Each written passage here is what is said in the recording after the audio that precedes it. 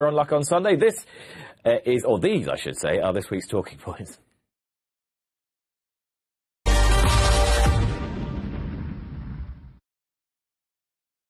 Yeah, here they are. We will start with Steve Harmon, who is the outgoing chairman of the BHA, but he is about to take up a new role which is very similar, which is working with government, and he's saying racing needs to do more, Cornelius, to help itself in terms of the support that it gets from government. It needs to be more proactive. Yeah, it strikes me it is reasonably proactive and it's quite good at it. But you know, one doesn't want to go on about these little things that are going wrong on a regular basis. But if you want to be taken really seriously, incidents like Andrea Atzeni, like Nottingham, like Yarmouth, and there's a long list of other examples, you know, that they have got to be eradicated because they look amateur. When things are going wrong like this. But in terms of dealing with government, in terms of with the small p, the politics of racing, the British Horse Racing Authority is really good at it. But the nitty-gritty, the detail, the devil's in the detail is something that they need to work harder on. Very quick example from Sedgefield last week when Sean Quinlan didn't jump that fence. You know, is there a rule saying that once a fence is out, it can't come back in, or isn't there? No one actually knew on the day. I think the answer is there isn't a rule which is specific about this. Well, there's a rules committee with some very eminent people on it. You know, they need to just get a grip, I think. Right. I would agree that Steve has done a fantastic job in the corridors of Westminster. I think that the BHA sadly has too many people in it who have no idea about the sport. Really? I think the board has been his board was made up of far too many happy hackers and not enough people who actually knew about the sport. And I think that is... It all trickles down from the top as ever, and I don't think that I think his board wasn't fit for purpose in that sense, as far as the running of the sport was concerned. And the irony is that his appointed board has outlived him in the job. Yeah, you know, the problems that happened came about as a result of his board. Right, oh no, it's here again. I thought it had gone. Fob teeth, I thought they'd gone. Yeah. Or what's happening with the fixed odds betting terminal situation, Neil? I guess what's happening is that the Chancellor's decided he fancies a couple more years of the revenue from these things. And obviously, you know, there's a strong bookmaker lobby to say that we're going to lose a lot of betting shops when they do go, and that maybe we need a greater sort of transitionary period, if we can say those words without conjuring up other political ideas. I mean, I think it's sad. I think Caroline Harris and the people at the Campaign for Fairer Gambling have done amazing work, and I think possibly everyone celebrated slightly too soon, and it was assumed that it would all happen quickly. One thing I have been talking to somebody about recently, and this is just probably hearsay and not, I don't know, I haven't got any science behind this, but you know, I do spend a bit of time in betting shops, and people seem to spend less time playing roulette on the machines now, and more time playing the kind of you know, fruit machine kind of stuff. And, you know, it's the roulette where you want to play, you know, that's where people were getting into trouble playing £200 a spin. You know, if you're doing the kind of 5 melons and, you know, crosses and all that. So what you're saying is the messaging is getting through, do you think? I don't know. What I am saying, I think, is that if it came down to £2, people would still play the machines. They'd just maybe not play the roulette as much, and they'd play the slot machine games a little bit more. And maybe not as many betting shops as we think would close, and therefore the funding for racing wouldn't be damaged as much as people might originally think. But of course, you know, the number of betting shops is coming down also because of, you know, just the way people are changing. People bet online more often. Let's talk about ticket touts at Cheltenham. It's not the most exciting story in the world, Cornelius, but it's probably a significant one, is it? Well, I suspect it is, because not just for racing, but for sport and music as a whole. I think there are chief executives in other sports and music moguls and et cetera, all looking at this with great interest. I didn't entirely. Well, there was a figure in there which I would like to have had explained, that this is ticket touts are costing the Jockey Club £1 million a year. I couldn't quite work out how that could be £1 million. It seemed a very big figure.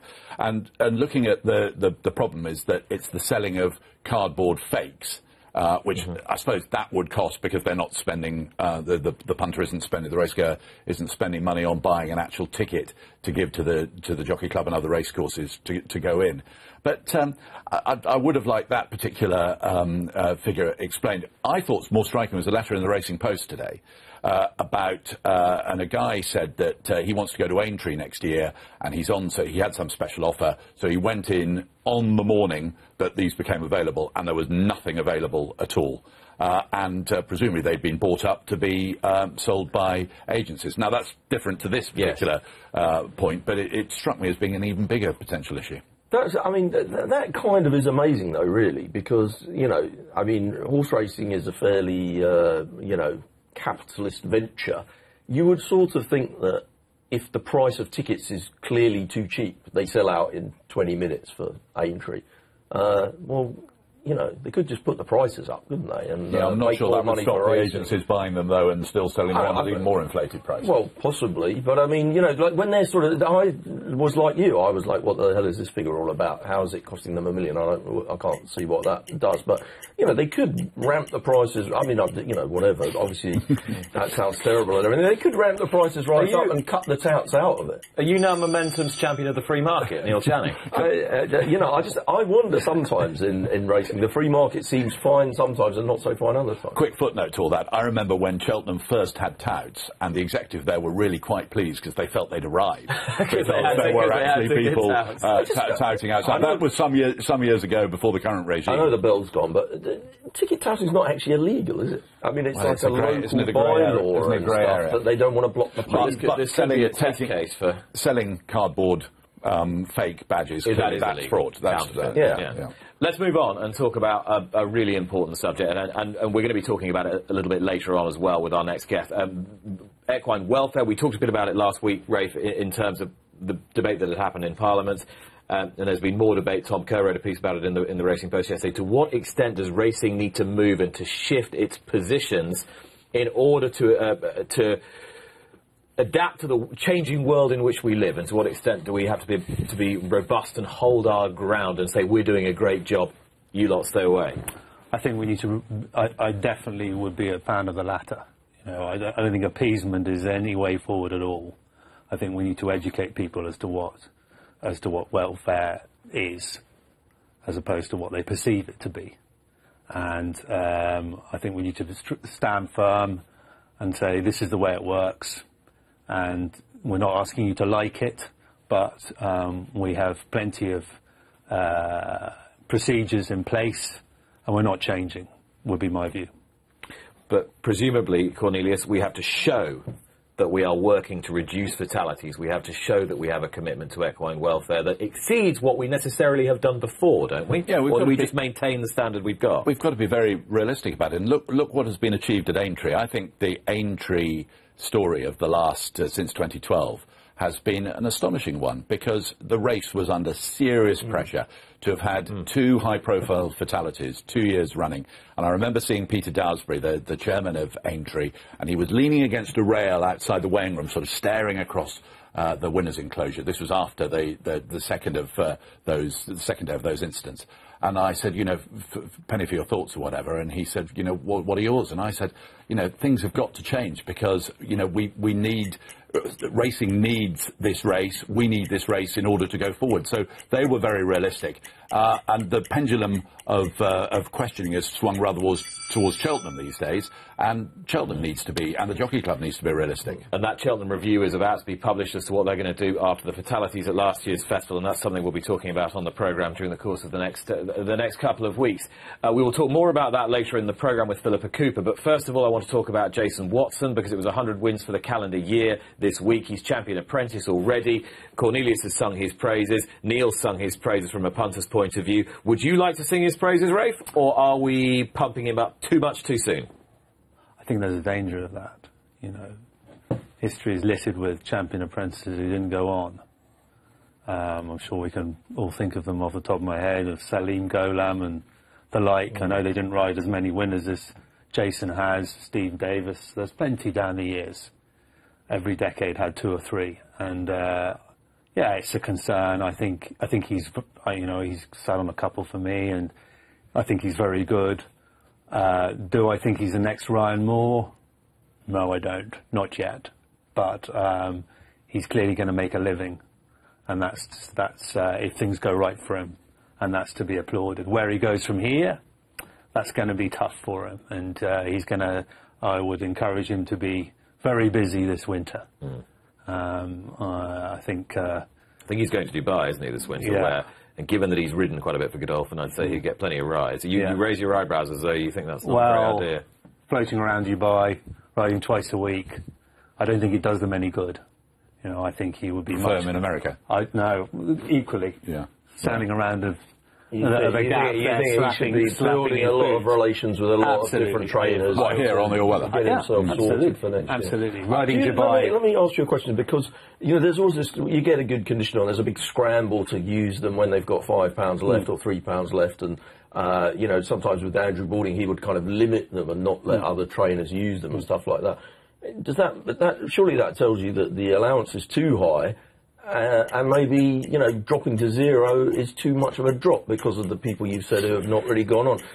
Is there a case for sort of saying it should be £4, £2 and £1, and when they're not a conditional, they still get £1 for a year or something like that? There's probably a case for that, yeah, but I think, they still get nearly 50 winners carrying £3, and that's a significant amount of time. Right. So I do think very quickly that having the Baldings as a mentor, they have produced, so their champion apprentices include William Buick and David Probert, who have gone on, and Oisin Murphy, and to have the whole Kingsley operation as a mentor won't do him any harm at all. Absolutely not. Jason Watson, 102, I think it is, winners in this calendar year, having started the year with just 2. Icing, just in case you're wondering what this is, a horse was withdrawn at Kempton.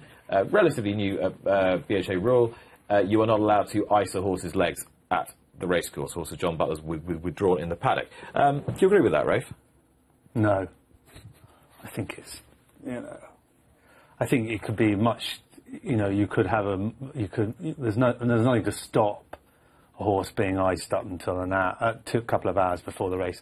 There was we had an awful lot of discussion about this at the time when it was brought up by David Sykes, the BHA vet, earlier this year, and I don't think any of us were happy with what was agreed, and I don't see the need for it. As far as I'm concerned, we have this rule: you can't give anything other than hay, oats, and water to horses on race day. Since the Nicky Henderson and David Flood incidents a few years back, I agree with that. Icing horses is different. I think you could easily say those who don't understand, it's applying an ice compress essentially to a horse's leg, to a horse's tendon. Exactly. I mean, you could quite easily say you can have it up until 2 hours before the horse runs. You could bring it in, something like that. And I don't think this is a satisfactory rule at all. It was pointed out to me that if you train in Newmarket, you're running at Newmarket, you could ice until about an hour before the race and then wander it down the road. But if you've got to travel all the way to Newbury from Newmarket, or all the way to Scotland or wherever, you can't. Or do it overnight. Could you not, though, do it during transport anyway? So.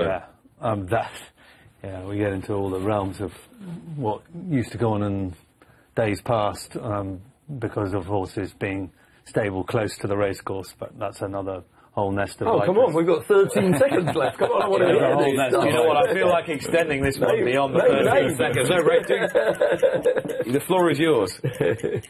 Ignore the clock. I mean, I think that nobody. There has been. I don't think it goes on now, but there was a lot of stuff that was going on race day in years gone by that's been stamped out, and we alluded to the 2 incidents that brought about the current rule where we're only allowed hay, oats, and water on race day. I got myself into trouble, well, not in trouble. I got a lot of flack a year or 2 ago about what was going on Australian horses, and I think there was, it's generally felt that there was a lot of stuff going on through the 90s and later that no longer goes on now. You mean administration of illegal drugs, basically? Yeah, absolutely. You know, now retired jump trainer told me that he was milkshaking horses in the 90s, for example. And just for the avoidance of doubt, milkshaking is when you put a tube down the horse, straight down into the stomach with a solution of bicarbonate of soda to neutralise the excess lactic acid. Yeah, they weren't testing for it. At the time, it was, probably wasn't even thought to be illegal, so it was going on, and the sport was no better for it. But you think that's all been stamped out now? I hope so. But you couldn't be confident? No, I mean, I think, we had instance, obviously Jared Butler and the other stuff that was going on at the time. Everybody outside of Newmarket was extremely unhappy. You've set a record for exceeding the bell. I'm perfectly happy to allow you to do that. We moved seamlessly on to Newcastle, where... This reads like a Dick Francis. Well, I mean, where a horse has been essentially got at, allegedly, by the sounds of it, and 2 staff have been suspended. The interesting thing about your use of the expression "got at" is normally when people in the media speculate about something of that sort. They get a call from the British Horse Racing Authority saying, we don't think you ought to be speculating on those. But my understanding is that even if people haven't been getting calls saying you should speculate, they haven't been getting calls saying you shouldn't speculate, if that makes sense. We should credit Marcus Armitage for breaking this story in the Daily Telegraph. Yeah. And we should also credit journalists who've elicited quotes from Mick Easterby where he said the words "got at." Yeah. And absolutely, it was a Daily Telegraph exclusive this week. But some of the stories that one's heard, the strike, which links it possibly into serious crime as well. That that 1 or 2 other favourites have run, but in suspect ways at Newcastle. The one thing that's striking, though, is you've got ARC, who are an extremely good racecourse management group. You've got the British Horse Racing Authority, who are vigilant, and nobody's gone to the police yet, because you are actually, if some of the rumours that you hear swirling around are correct, then the police should be involved. Well, police's record on matters like this in the past has not been exemplary, has it? No, but it's never been tested in the northeast of England before. It might be different. Yeah. There's no suggestion that the police are going to be involved. But some of the stories that are whirling around racecourses, and let's be honest, some fairly strange stories do whirl around racecourses, have been fairly eyebrow raising, and I'm sure there's more to come on this. What's interesting about this is that I can't remember what day it happened, but I think it was the last day of the Western meeting. It was the Thursday or the Friday. Thursday of the Western meeting. It was all round the racecourse at Ayr that Mick Easterby had a large treble going on to a runner at Newcastle that night. And he was telling everybody, wasn't he? Yeah. So, and I feel very sorry for them, clearly. Yeah. Those were this week's talking points.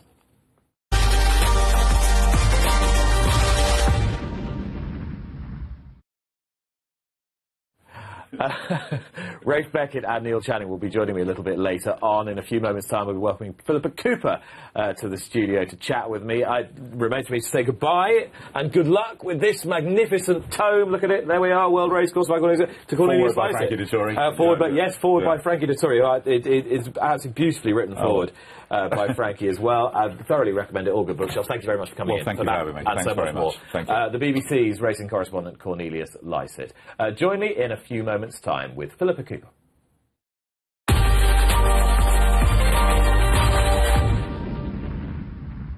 Luck on Sunday, proudly sponsored by Al Basti Equiworld Dubai.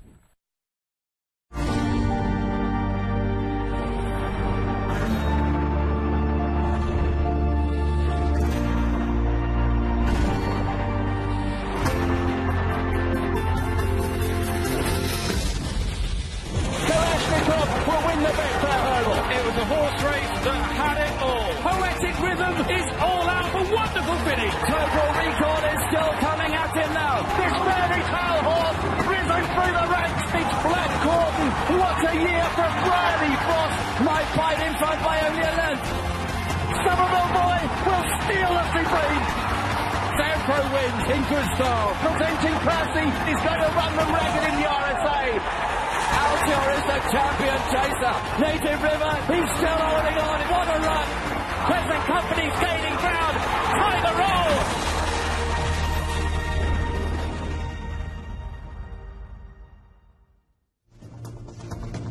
We have a competition for you, a Cheltenham competition, which is to win a course walk with Aidan Coleman and tickets to the November meeting on Friday the 16th of November.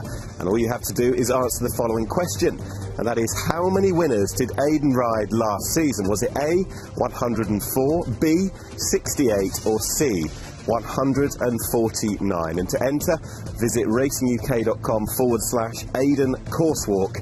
And this competition closes on Thursday the 1st of November. Good luck.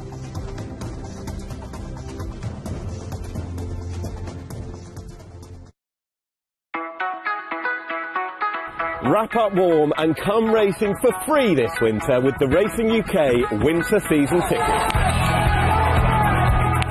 Did you know your Racing UK membership gives you free admission to over 40 different race days up to April 2019, from courses including Ayr, Kempton, Wetherby, Haydock and here at Warwick. It really is so simple. Just bring along your metal membership badge to any of our confirmed fixtures and you'll be on course to enjoy a day at the races for free.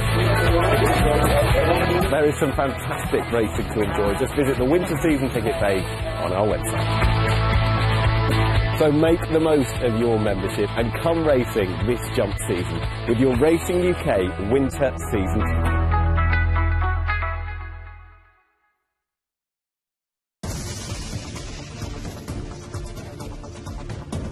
The Sir Peter O'Sullivan Charitable Trust Christmas cards for 2018 are now available. They cost £8, that excludes postage and packaging, and for that price you get 10 cards with envelopes. If you'd like to order, please call 0208 333 1411 or email mail@red.print.org.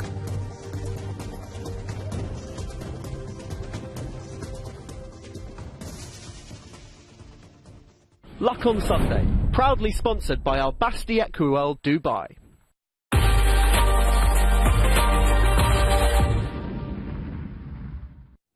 There are very few people in this era who can build up a stud from scratch, and not only do that, but to regularly send out and breed Group 1 winners, both colts and fillies, and to do so in a pretty short space of time as well. She was told it couldn't be done, but she did it, and she did it many times over. I'm joined in the Luck on Sunday studio by the owner-breeder Philippa Cooper of Normandy Stud. Philippa, it's great to have you, great to welcome you in. You are renowned for being not only a very successful owner-breeder, but also extremely forthright and with good, strong views on the game. You were told, weren't you, that you couldn't do it, that you shouldn't do it, that you shouldn't even bother trying? Well, it's not so much that I shouldn't do it, but I think it was just the wider racing public was sort of surprised when I started, and I've really got to say that it was Nick, my husband, who started the racing career, and